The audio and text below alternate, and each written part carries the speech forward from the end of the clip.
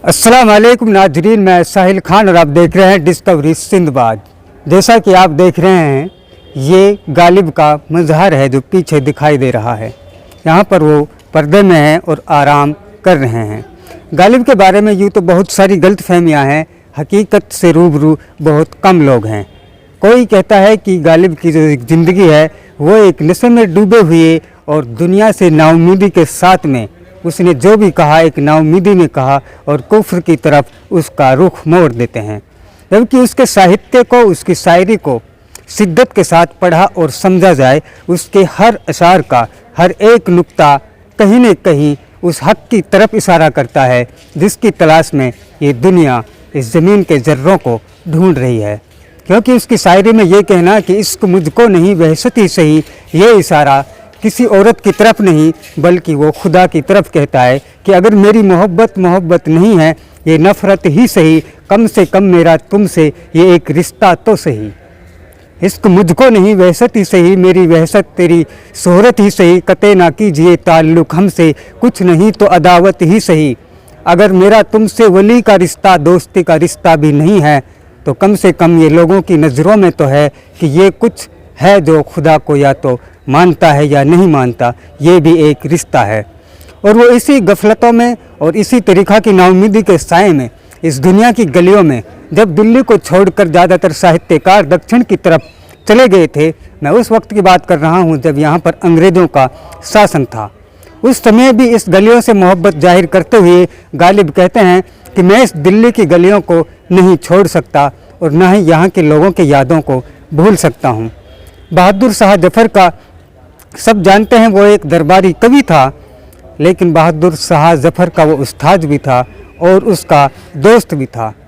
जब हुमायूं के मकबरे में बहादुर शाह जफ़र ने शरण ली थी तो इसी मौके पर इसी बात को ध्यान में रखते हुए गालिब कहता है कि वो लहू ही क्या जो आँख से ना टपके, इस तरीक़ा से छुपना ये बहादुरी और तेरे उस खून की निशानी नहीं है जिसमें मुग़ल खून का नुक्ता दौड़ता हो, कि वो खून ही क्या जो तेरी आँख से ना टपके।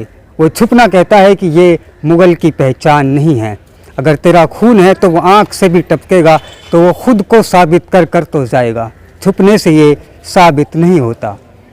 आखिरी दिनों में वो इस दुनिया से काफ़ी नाउमीदी के साथ, एक नाराज़गी के साथ इस दुनिया को पर्दा कर गए और जो आप पीछे ये मज़ार देख रहे हो, इसी में वो आराम कर रहे हैं।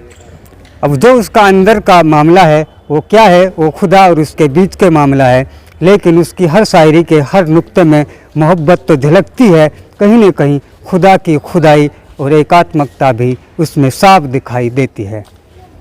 वो ये भी कई बार कह चुके हैं कि ये जो नशा है ये शराब का नशा नहीं है, क्योंकि शराब का नशा उतर जाता है, जो आज तक नशा नहीं उतरा ये किसी के रिश्ते का ही नशा है। आखिर उसके बारे में क्या सच्चाई है, क्या गलत है, आप अपने नज़रिए से देख सकते हैं, लेकिन हम जितना भी उसके साहित्य को, उसके नुक्तों को पढ़कर देखते हैं, उसमें साफ ये झलकता है कि ये कहीं झूठी मोहब्बत की तरफ इशारा नहीं, ये एक बंदे की उस बंदगी का रिश्ता ही कायम होना, उसी रिश्ते की तरफ कहा जाता है जिस रिश्ते की तलाश में आज लाखों करोड़ों लोग इस ज़मीन पर घूम रहे हैं। आप देख रहे हैं डिस्कवरी सिंदबाद, मैं साहिल खान, कैमरामैन सरताज खान के साथ। शुक्रिया। पढ़ा है, मैं उसका फ़ैन हूँ, क्योंकि उसके साहित्य में कहीं भी हमें छोटापन और वो शरारतें नज़र नहीं आती जो आज के साहित्य में नज़र आती हैं। कि लोग आज जिसे साहित्य कहते हैं वो कहीं न कहीं समाज की वो गंदी गलियों की ही बू है जिसे साहित्य नहीं कहा जाता। असल साहित्य अगर देखना है तो हमें फैज़ फ़ख्र की होते हुए गालिब की शायरी की तरफ जाना होता है, क्योंकि उर्दू का वजूद अगर है और इसकी शुरुआत जहाँ से मानी जाती है, गालिब के साहित्य को बिना देखे वहाँ से उर्दू की शुरुआत नहीं हो सकती। आप फ़ारसी में बात कर सकते हो, फ़ारसी की तरफ पढ़ने के लिए जा सकते हो, लेकिन उर्दू के अगर आपको जड़ में जाना होगा तो कहीं न कहीं आपको गालिब की तरफ देखना ही होगा, क्योंकि गालिब का उभरना ही उर्दू की शुरुआत है। गालिब से पहले हम उर्दू से अनजान ही थे, क्योंकि उस वक्त फ़ारसी और हिंदी का आपस में जो एक भाईचारा नज़र आ रहा था वो कहीं न कहीं हिंदुस्तानी और एक आम हिंदी ही ज़ुबान का रूप ले रही थी। लेकिन जब गालिब जैसे साहित्यकारों ने उसी ज़ुबान को एक साहित्यिक रूप दिया तो वही उर्दू ज़ुबान के तौर पर आज एक मीठी ज़ुबान इस दुनिया की ज़मीन पर आपको खुशबू की तरह महकती हुई नज़र आती है। तो एक बुज़ुर्ग हैं, हम उनसे जानते हैं आखिर वो गालिब के बारे में क्या कहते हैं और क्या जानते हैं, और जैसे कि गलत फहमियाँ हैं वो उनको कैसे दरकिनार करते हैं कि ये सही नहीं है, जबकि गालिब क्या है। जी, आप गालिब के बारे में क्या कहेंगे, क्या जानते हैं? ज़्यादा कुछ जानता है ये नहीं, जितना भी जानता है, जो भी आप उसके बारे में क्या जो जानते हैं? बताए सही है बिल्कुल। अच्छा, उसका कोई शेर ऐसा हो जो आप अच्छा लगता हो? तो ज़्यादा ये नहीं, हाँ। बचपन की बात है वो। अच्छा अच्छा, अभी उतना खास लेकिन गालिब के बारे में आपका क्या ख्याल है, क्या कहेंगे? नहीं, तो ठीक है वो जैसे तो- युवा क्या कहते हैं और है क्या, आपको कुछ ऐसा फर्क महसूस होता है कि आज नहीं, के नहीं। बच्चे इसे किस नज़रिए से देखते हैं? हाँ, नहीं वो तो ठीक है, लेकिन अभी पहले तो शुरू में जो उस टाइम का जो था नहीं, अभी एक भाई कह रहा था यहाँ पर कि गालिब अपनी औरत के लिए पागल हुए थे, उसे नशे ने पागल कर दिया था।